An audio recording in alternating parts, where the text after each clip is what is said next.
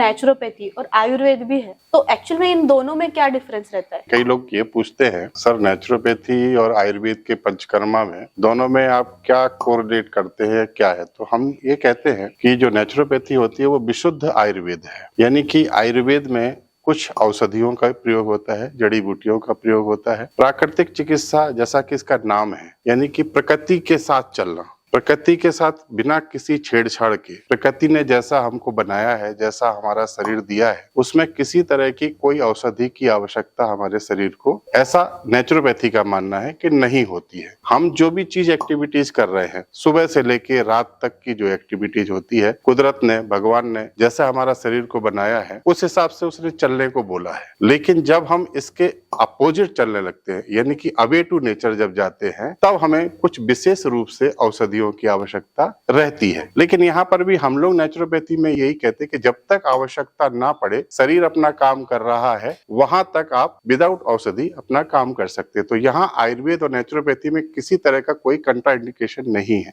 लेकिन हम लोग जब रस रसायन की बात आती है, वहां पर थोड़ा सा विरोध में आ जाते हैं कि नहीं, हमारे शरीर को उसकी भी आवश्यकता नहीं है।